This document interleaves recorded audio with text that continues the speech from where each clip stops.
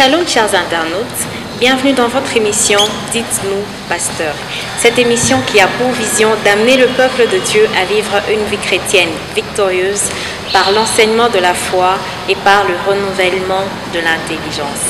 Alors pour vous, aujourd'hui, nous avons retenu un grand thème qui est notre identité en Christ. Je répète, notre identité en Christ. Et pour vous, aujourd'hui, nous avons invité l'apôtre Jean de Dieu Chiwengo, à qui nous disons bonjour, pasteur. Bonjour, ma sœur Gloire.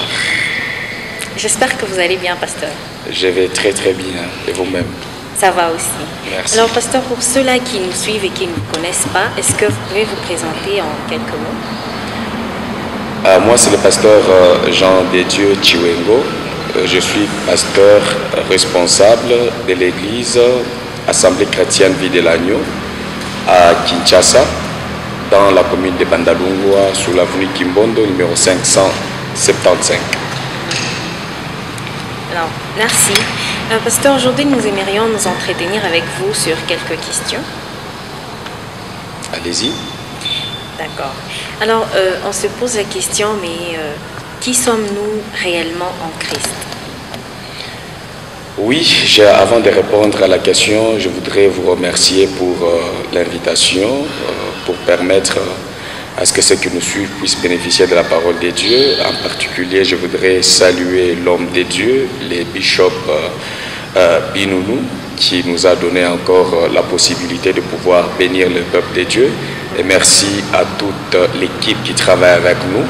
Merci à l'église et nous saluons également les amis qui sont en train de nous suivre en direct. Nous revenons à la question. Oui, qui sommes-nous en Christ? Oui, la Bible nous dit que ceux qui sont nés de Dieu sont enfants de Dieu, sont des esprits qui appartiennent à l'Esprit Saint.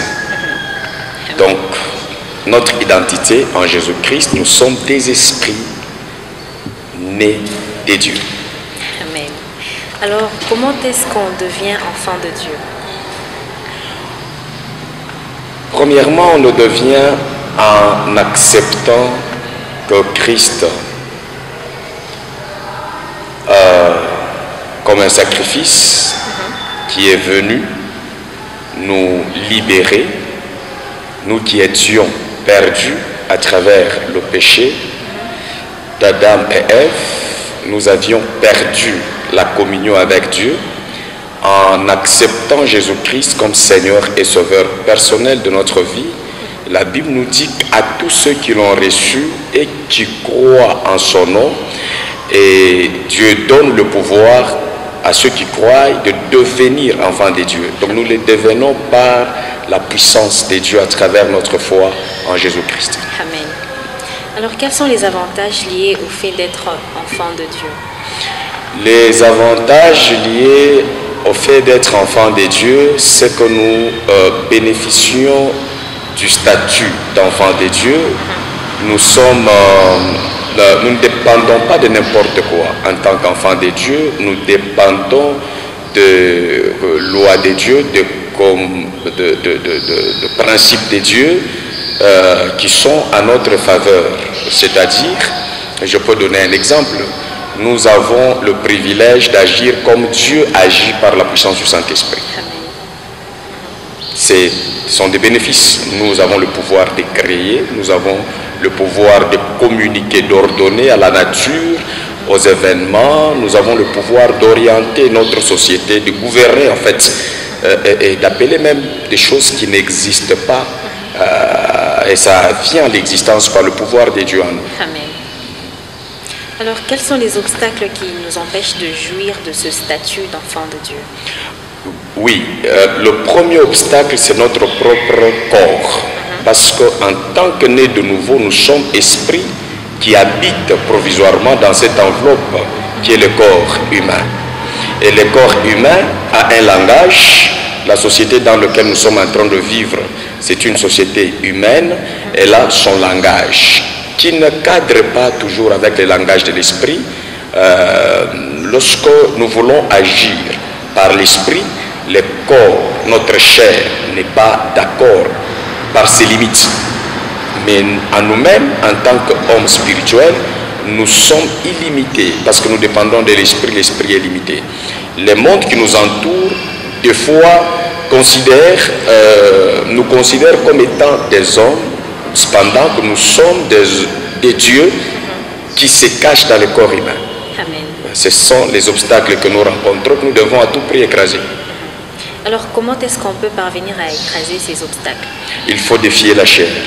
Il faut avoir la prise de conscience. C'est-à-dire, je suis là, dans cette enveloppe, le corps humain, et je garde ma conscience que celui qui est à moi est plus fort que mes limites. Je ne veux pas parler d'abord du diable qui règne, mais dans ce monde, mais Dieu qui règne en moi, il est plus fort que les limitations de la chair et de tout ce que je peux voir avec mes yeux dans la société. Donc quand on a cette conscience, on comprendra que je peux faire les choses pas avec ce que je vois avec mes yeux physiques, mais avec ce que je vois avec mes yeux de l'esprit. Je suis conscient que je puis tout par celui qui me fortifie. Amen. Donc c'est grâce à cette conscience que nous pouvons faire des choses, parce que vous allez vous rendre compte que dans Psaume 82, je crois le verset 5 à 7, si je ne m'abuse pas, la Bible dit: ne savez-vous pas que vous êtes des dieux? Moi, j'avais dit que vous êtes des dieux, mais cependant que vous mourrez comme des hommes, des simples hommes. Donc quelqu'un qui a la puissance, quelqu'un qui a la vie de Dieu, mais qui est inconscient de son état, de son statut en Christ, et il est en train de périr comme si il n'avait pas le pouvoir, parce qu'il ne sait pas l'utiliser en âme et conscience. Alors, comment devons-nous prendre conscience de ce statut d'enfant de Dieu? C'est là où il y a l'importance de rester connecté à la vie de l'Église, rester connecté à son pasteur et être nourri par la parole de Dieu, parce qu'elle nous entretient dans cet état d'enfant de Dieu. Vous savez que nous pouvons rester en vie physiquement parce que nous mangeons bien, parce que nous vivons bien, parce que nous sommes dans un environnement sain. Il en est de même, lorsque nous sommes enfants de Dieu, nous pouvons survivre grâce à la qualité de la parole que nous mangeons, grâce à la qualité, je bénis ce moment de marathon et prière, parce que c'est un moment où nous sommes en train de nous entretenir dans cette vie, de la fermir davantage à nous-mêmes pour que nous puissions, n'est-ce pas, bénéficier de cette gloire de Dieu en nous. Amen. Alors, comment devons-nous marcher une fois que nous sommes conscients que nous sommes enfants de Dieu? Pardon? Comment devons-nous marcher en tant qu'enfants de Dieu? Nous devons opérer dans le monde conformément à la volonté de Dieu. Vous allez voir que la Bible dit que dans un Jean tel qu'il est, c'est-à-dire Dieu tel que nous sommes dans le monde. Dieu est comment? Nous le connaissons Dieu parce qu'il est Dieu créateur. C'est-à-dire, nous pouvons marcher avec l'esprit de créativité, de créateur. Nous devons nous rendre compte que là où nous sommes, ce qui manque, nous avons le pouvoir de le créer. Et là où il y a les défis, nous ne devons pas fuir, mais nous devons faire face aux défis en tant que des personnes créées à l'image de Dieu, parce que Dieu lui-même a créé tout ce que nous voyons. Dieu a marché comment? Il a marché en créateur. Nous aussi nous marcherons en créateur. Nous allons créer la vie, l'amour, l'unité. Nous allons créer le développement. Nous allons créer tout ce qui peut attirer l'humanité à accepter, à adhérer à la vie de notre Dieu. Et nous devons créer principalement la vie d'évangélisation, amener les hommes qui se perdent, amener les hommes qui vivent dans la limite de la chair à comprendre qu'au-delà de la vie naturelle, il y a une vie surnaturelle dans laquelle nous sommes appelés à baigner. Amen. Voilà, c'est dans cette marche influencer les mondes à tourner le regard vers le Seigneur Jésus-Christ. Alors, chers internautes, vous qui nous suivez, ensemble, influençons le monde afin qu'il tourne le regard vers le Seigneur Jésus-Christ. Oui, pasteur, quel est le sort de ces chrétiens qui auparavant ils priaient, ils jeûnaient, mais depuis un certain moment, suite à une circonstance, ils n'évoluent plus dans cette marche-là, ceux qui ont rétrogradé. Alors quel est leur sort? Sur base du sur base de Galates, le chapitre 5 au 7e verset, la Bible déclare et dit, vous pourriez bien, mais qui vous a arrêté? Alors pour ces chrétiens-là qui ont arrêté dans la marche vers le Seigneur, quel est leur sort? Je pense que tout dépend de la motivation. Si la motivation n'est pas propre, la marche est inappropriée. Donc, si quelqu'un vient à l'église, il est en train de jeûner, pourquoi? Il est en train de prier, pourquoi? Vous savez, c'est ce qui va déterminer l'ambiance de votre parcours, si ça sera un parcours éternel ou ça sera un parcours court. C'est-à-dire, lorsque tout est centré sur la soif de l'esprit, lorsque tout est centré sur la personne de Dieu, il y avait des gens autour de Jésus qui le suivaient. Jésus a dit quelque chose qui était insupportable à ceux qui les suivaient. Ils se sont fâchés et ils sont rentrés. Lorsque nous venons à l'église, il y a beaucoup de choses qui se font qui ne sont pas toujours agréables dans nos oreilles. Peut-être ça peut nous donner la vie, mais ce n'est pas agréable dans les oreilles. Par moments, c'est la cohabitation. Tout le monde ne sait pas vivre dans la communauté.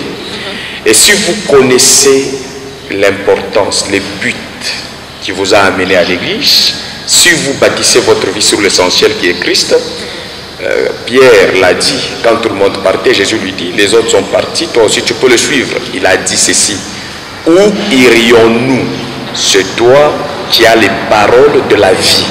Donc si quelqu'un garde ce fondement, contre vents et marées, il reste, sa vie est bâtie sur les rocs, il est solide. Il y a les problèmes dans la société, à l'église, puisque lui est là pour le Christ, pour la vie de la parole de Dieu, il va rester, il est sur un fondement éternel. Et comme ils sont déjà partis, que doivent-ils faire pour revenir? Il faut changer leur motivation. Les gens viennent à l'église pour beaucoup de choses. Il y en a qui sont là, qui sont en train de jeûner pour le mariage, qui jeûnent pour le travail, mais je n'ai pas vu quelqu'un jeûner pour ce genre de motifs dans la Bible. C'est vrai, nous prêchons, il faut continuer à leur dire et prioriser la vie de l'esprit d'abord. Et quand on va mettre en priorité la vie de l'esprit, je crois que la vie est solide. Donc s'il faut revenir pour les récupérer, il faut les aider à changer des cibles, des priorités. La priorité doit être la spiritualité. Et le reste, c'est la conséquence et la manifestation et le bénéfice de cette vie spirituelle qui reste là. Amen.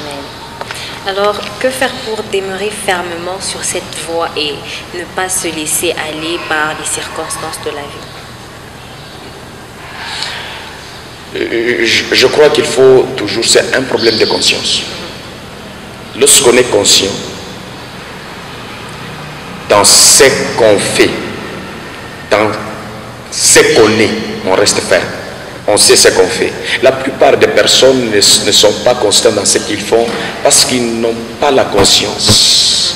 Ils font des choses parce que les autres le font. Il faut le faire parce qu'on sait ce qu'on fait, on sait ce qu'on poursuit et c'est ce qui nous donne la force de nous maintenir et de ne pas passer à côté. Aujourd'hui dans cette République, si on vous amène chez le président de la République, on dit vous allez rester là-bas et puis vous entendez quelqu'un vous séduire, il dit non, je souhaite que vous puissiez aller chez le bourgmestre. Je crois que vous avez la conscience de l'influence présidentielle, vous n'allez pas quitter là où vous êtes pour aller là où il y a le plus bas niveau. Donc il faudrait que quelqu'un réalise qu'en Dieu, nous sommes dans la sommité de la gloire, de la puissance, du pouvoir. Amen. Si nous connaissons ça, rien ne peut nous séparer de Dieu. Amen. Avez-vous un mot à dire à ceux qui n'ont pas encore connu Christ? Oui, même c'est la mission de l'Église. Je m'adresse aux frères, sœurs qui nous suivent, vous qui n'avez pas encore accepté l'amour de Dieu manifesté en Jésus-Christ. C'est vrai, nous pouvons vous dire bien des choses à la bouche, mais si vous acceptez de recevoir l'amour de Dieu, de recevoir Jésus-Christ comme Seigneur et Sauveur, dans cette expérience, dans cette communion, vous allez expérimenter ce qui est plus que ce que nous vous disons dans votre intimité avec le Seigneur Jésus. Alors je vous prie d'ouvrir les cœurs et de l'accepter comme étant l'amour de Dieu pour nous dans ce monde. Vous le recevez, vous le suivez, vous suivez sa parole et vous allez expérimenter la puissance de Dieu, des fois difficile à expliquer. Il n'y a que celui qui le vit, qui sait ce qu'il est en train de vivre. Amen. Alors nous voici arrivés à la fin de notre émission, pasteur. Avez-vous un dernier mot? Le dernier mot, c'est de vous remercier de m'avoir accordé le privilège d'être une bénédiction pour tous ceux qui nous ont suivis. Merci, pasteur. Je vous dis merci et je réitère encore ma gratitude à l'ange de l'église, les pasteurs, le révérend pasteur Jean-Bertin Binounou et notre maman, sa chère épouse et toute l'église. Que le Seigneur vous bénisse. Amen. C'était votre émission Dites-nous, pasteur. Et aujourd'hui, nous avons reçu pour vous l'homme de Dieu, l'apôtre Jean de Dieu Chiwengo. Et nous nous sommes entretenus sur ce grand thème qui est notre identité en Christ.